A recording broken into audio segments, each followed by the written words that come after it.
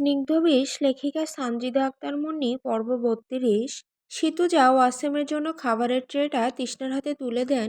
ছেলেটা তার এখনো কিছু খায়নি, ভালো মতো উঠে গেল রাগ দেখিয়ে। তৃষ্ণা যে এবারেরই বউ, এই পরিচয়টা জানার পর এরশাদরা বেশ লজ্জা আর বিব্রতিকর পরিস্থিতিতে পড়েছিলেন। অবশ্য সিতুজা পরিস্থিতি সামাল দিতে চটজলদি প্রসঙ্গ পাল্টে ফেলেন। কম্পমান হাতে খাবারের ট্রে নিয়ে ধীর পায়ে ঘরে প্রবেশ করে তৃষ্ণা। বুকের ভেতরটা মনে হচ্ছে কামারশালার হাঁপড়ের মতো ওঠানামা করছে। অজানার ভয়ে হৃৎপিণ্ডে হাতুড়ি পেটার শব্দ হচ্ছে। তৃষ্ণা ঘরে ঢুকে দেখতে পায় ওয়াসিম বিছানায় বসে আছে, দৃষ্টি তার স্থির সামনের দিকে। চোখে এক অদ্ভুত লালচে আভা ফুটে উঠেছে, কিন্তু তার রাগের নাকি কষ্টের বোঝা দেয় তৃষ্ণার পক্ষে। তৃষ্ণা কাঁপা কাঁপা হাতে খাবারের ট্রেটা ওয়াসিমের পাশে রাখে, কণ্ঠস্বর খাদে নামিয়ে কোনো মতে বলে, খেয়ে নিন, সারাদিন তো কিছুই পেটে পড়েনি আপনার। তৃষ্ণার কথায় ওয়াসিম ঘাড় ঘুরিয়ে তাকায়, দৃষ্টি তীক্ষ্ণ, চোখের চাউনি দিয়ে ভস্ম করে দেবে। কিন্তু আচমকায় অদ্ভুত এক শান্ত আর ঠান্ডা গলায় সে আদেশ করে বসে, খাইয়ে দে। এই হুকুম শুনে তৃষ্ণা দৃষ্টি নত করে নেয়। আজ সকালে শশা কাটতে গিয়ে ডান হাতের দুটো আঙুল বেশ খানিকটা কেটে গেছে। কাটা জায়গায় নুন বা ঝাল লাগলে জ্বলে পুড়ে যায়। তথাপি ওয়াসিমের হুকুম অমান্য করার সাহস তার নেই। এর আগেও এভাবে অনেকবার সে ওয়াসিমকে খাইয়ে দিয়েছে, আজও তার ব্যতিক্রম হবে না, দিতেই হবে। নিজের ভেতর হাজারো দ্বিধার সংকট চেপে রেখে সে ওয়াসিমের পাশে বসে হাত ধুয়ে ভাতের লোকমা মাখাতে শুরু করে। তরকারির ঝোল কাটা আঙুলে লাগতেই তীব্র জ্বালায় শরীরটা শিউরে ওঠে, আঙুলগুলো খা খা করছে যন্ত্রণায়। তাও সে অসহ্য জ্বালায় মনোযোগ না দিয়ে সে ওয়াসিমের মুখের সামনে খাবার তুলে ধরে। ওয়াসিম নির্বিকার চিত্তে খাবার মুখে নেয়। তৃষ্ণার দাঁতে দাঁত চেপে আঙুলের যন্ত্রণা সহ্য করে তাকে খাওয়াতে থাকে। ঠিক সেই মুহূর্তেই দরজায় কড়া নাড়ার শব্দ। আয়রাত দাঁড়িয়ে আছে দরজার চৌকাঠে। আমি কি আসতে পারি? ওয়াসিম চিবানো থামিয়ে শান্ত চোখে আয়রাদের দিকে তাকিয়ে অনুমতি দেয়, আসুন। তবে তার দিকে তৃষ্ণা ফিরেও তাকায় না। কেন তাকাবে? সে পরপুরুষ, তার দিকে দৃষ্টিপাত করা পাপ, অনুচিত। আয়রা ধীর পায়ে এগিয়ে এসে আমতা আমতা করে বলে, ওয়াসিম, আই এম সরি। আসলে আমার বাবা জানতেন না যে উনি আপনার ওয়াইফ। প্লিজ কিছু মনে করবেন না। ওয়াসিম কথাটা শুনে মুহূর্তের জন্য চুপ হয়ে যায়। তার বুকের ভেতরটা দাউ দাউ করে জ্বলছে, এক অজানা ঈর্ষা আর অভিমানে ভেতরটা পুরো ছাই হয়ে যাচ্ছে। তৃষ্ণা তো তার, তাহলে সে কেন আয়রাদের কাছে যাবে? তৃষ্ণা চলে গেলে ওয়াসিম কার ওপর রাগ ঝাড়বে? দিন শেষে কে তার এত নীরবে খেয়াল রাখবে? ওয়াসিম একবার আর চোখে তৃষ্ণার নতজানু মুখের দিকে তাকায়, তারপর নিজের ভেতরে তোলপাড় করা অনুভূতিগুলোকে আড়াল করে সম্পূর্ণ উল্টো একটা উত্তর দেয়, আরে সমস্যা নেই, ওকে তুমি বিয়ে করতে পারো। ও তো নামে শুধু আমার স্ত্রী, আসলে আমি ওকে স্ত্রী বলেই মানি না। ও তো কুকুরের মতো পড়ে থাকে এখানে। তুমি চাইলে বিয়ে করে নিয়ে যেতে পারো, আমি ওকে শুয়েও দেখিনি কখনো। ওয়াসিমের ছুড়ে দেওয়া প্রতিটি শব্দ এক একটা তপ্ত শলাকা হয়ে তৃষ্ণার বুকে বিঁধতে থাকে। এক অসহ্য যন্ত্রণায় ভেতরটা দুমড়ে মুচড়ে যাচ্ছে। মনে হচ্ছে পৃথিবী কোনো হাত তার কলিজাটা ছিঁড়ে খুবলে নিচ্ছে শরীর থেকে। আকাশ ভেঙে পড়লেও বোধহয় তৃষ্ণা এতটা কষ্ট পেত না যতটা পেল ওয়াসিমের এই নিষ্ঠুর সম্ভাষণে। যন্ত্রণায় তার অস্তিত্ব কেঁপে উঠছে, মনে হচ্ছে বুকের পাঁজরের হাড়গুলো মরমর করে ভেঙে কলিজাটা ছিঁড়ে বেরিয়ে আসতে চাইছে। অবিশ্বাসের ঘোর কাটছে না তৃষ্ণার।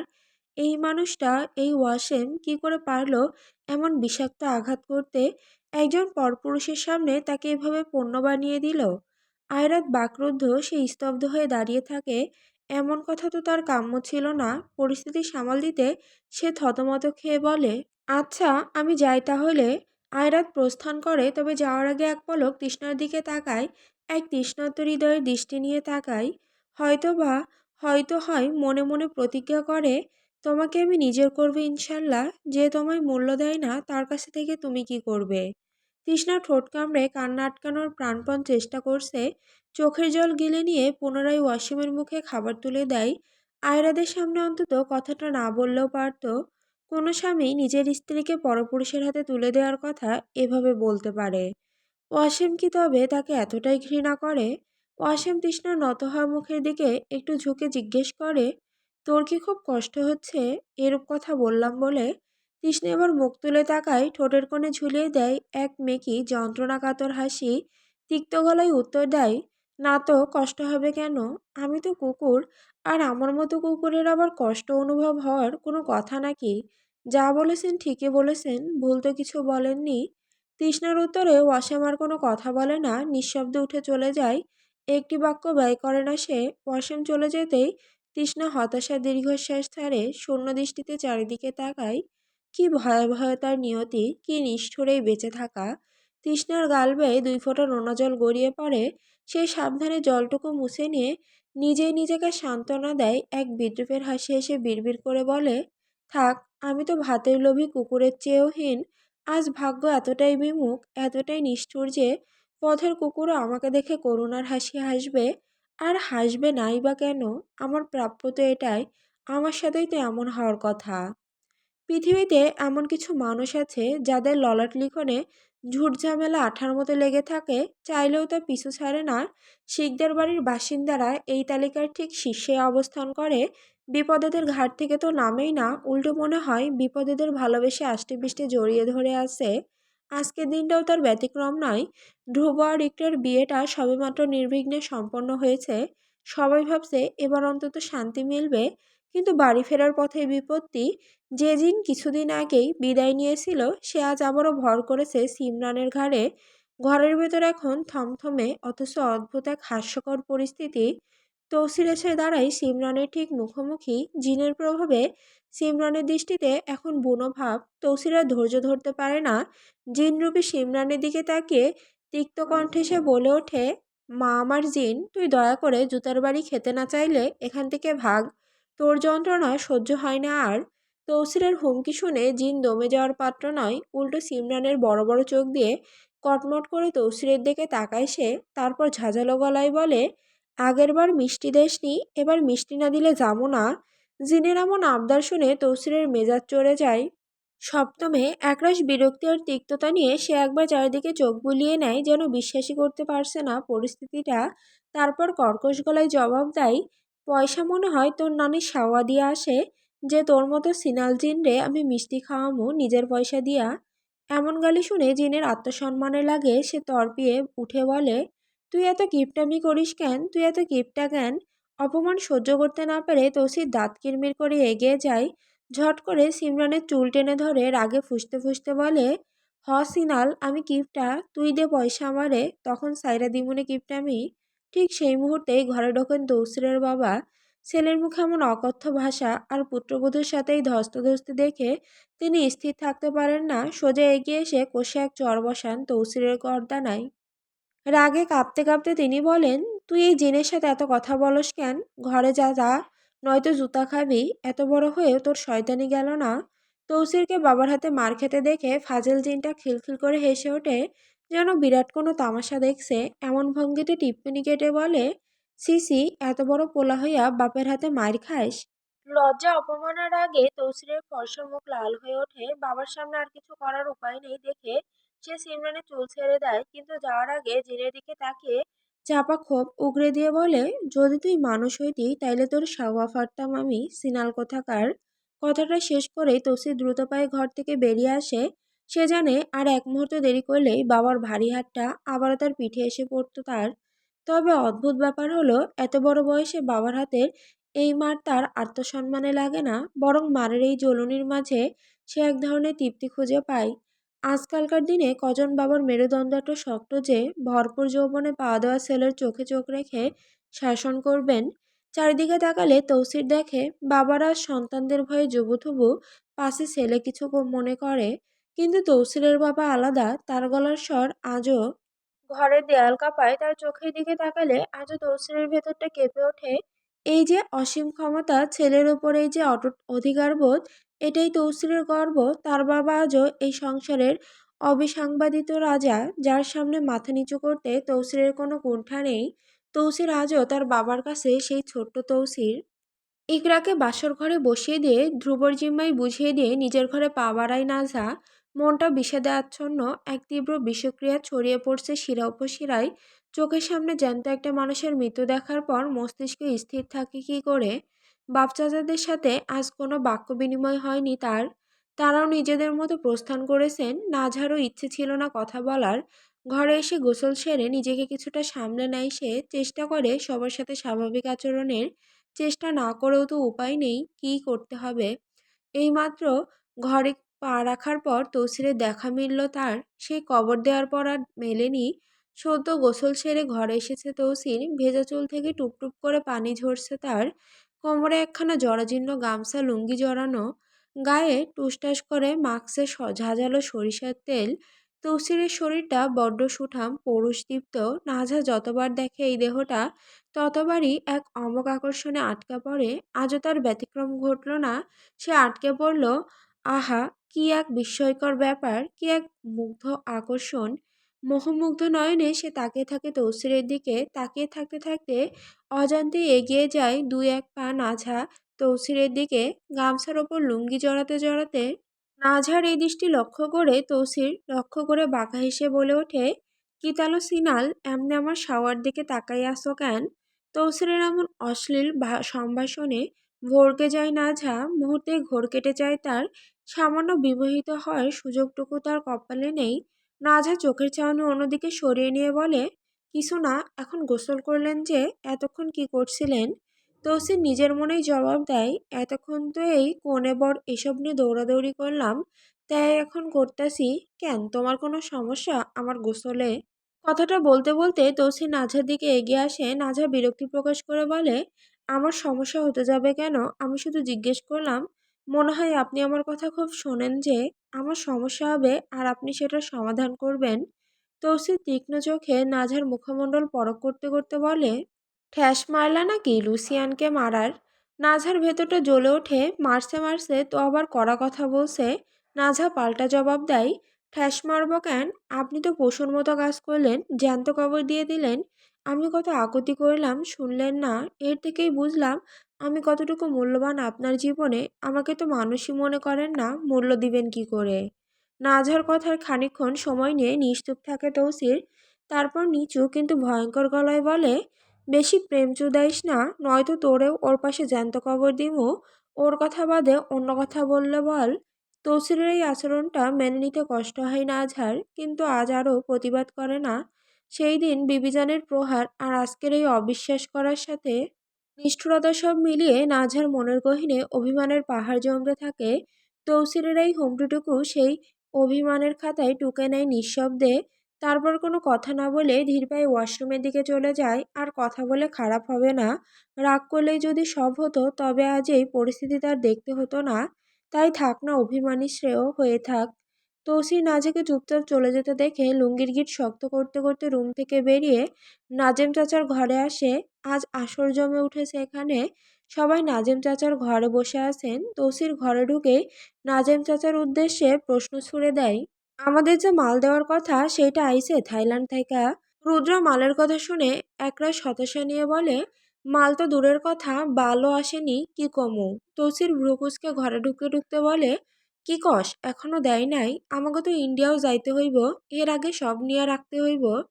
নাজিম চাচা বিছানার এক কোণে বসে ক্যালকুলেটরে বিয়ের যাবতীয় খরচের হিসাব কষছেন। তৌসিরের কথায় তিনি মুখ না তুলেই বলেন, আরে দিতাছে না মাঙ্গের নাতি, টাকা আগে দিতে হইব, অ্যাডভান্স কিছু।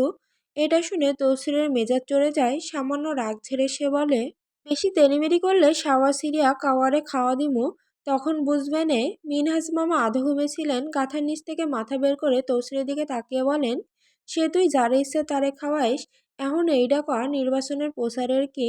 তন্ময় ভাই, তুহিন ভাই, এরা যদি না ঠিকই তাহলে?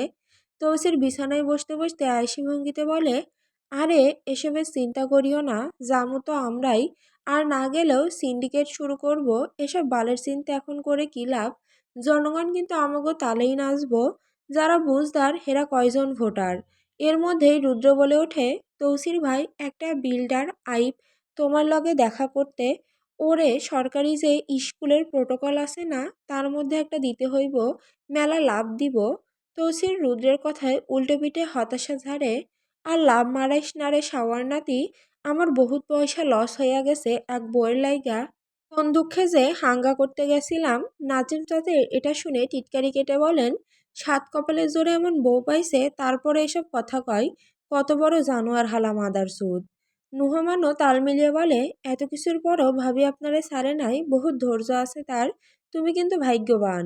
তৌসির ঠোঁট বাঁকিয়ে তাচ্ছিলের হাসি হাসে, হ, আমার বউ আর ভাইগা এতই ভালো যে প্রতিদিন এক কালাবাস আমার পাশা দিয়ে ঢুইকা সামনে দিয়া বার হইয়া যায়। এটা বলতে বলতে তৌসির ঘর থেকে চলে যায়। নাজহা এতক্ষণে নিশ্চিত শুয়ে পড়েছে, তাকে জড়িয়ে ধরে ঘুমাতে হবে যে। তৌসির স্পষ্ট নাজহার মৌন অরণ্যের মতো কালচে সবুজ নয়নে অভিমান দেখেছে। তার কৈতরী এখন আর তার সাথে রাগ দেখায় না, সে তার উপর অভিমান জমিয়ে বসে। ইস, কি নিষ্ঠুর সে অভিমান! কতই না লুকায়িত সেই অভিমান, যতই লুকানো হোক তৌসিরের তীক্ষ্ণ চোখের চাহনি তা উপেক্ষা করবে না। সে বুঝে গেছে। তৌসির ঘরে এসে দেখে নাজা বিছানার এক কোণে শুয়ে আছে। তৌসি দরজা লাগিয়ে ধীরলয়ে বিছানায় উঠে আসে। উঠতেই ভেতর থেকে ধরফর শব্দ শুরু হয়। আহা, কি ভয়াবহ এক অনুভূতি! একটা বার তার নিকট আসতে দেরি, কিন্তু এই অনুভূতি অনুভব করতে দেরি নয়। এই মেয়েটা তৌসিরকে জ্বালিয়ে মারল, কাছে এলেও জ্বালাই, দূরে গেলেও প্রাণ পোড়ায়। মাঝে মধ্যে তৌসির নিজেকে নিজে প্রশ্ন করে, কি আছে এই নারীর মধ্যে যা তাকে এত টানে, এত ভীষণ কেন টানে? তৌসিরের নাঝার শরীরের প্রতি কোনো লোভ নেই। তৌসিরের জায়গায় অন্য পুরুষ থাকলে হয়তোবা নাঝার এই হোরের মতো শরীরের মায়ার দহনে সে নিজেকে পোড়াতো। অথচ তৌসির এমন মানসিকতার নয়। যদিও সে একজন খারাপ মানুষ বা মন্দ মস্তিষ্কের অধিকারী, তারপরও তার কাছে তার স্ত্রী, তার কৈতরীর চোখটাই সব। তৌসিরের ধ্বংস হওয়ার জন্য অনেক কিছুই ছিল, কিন্তু সে নাঝার আকিদ হয়ে এসেই থেমে গেছে। এই নাঝা তৌসিরের কাছে মহান এক সত্তা, আর হবেই না কেন?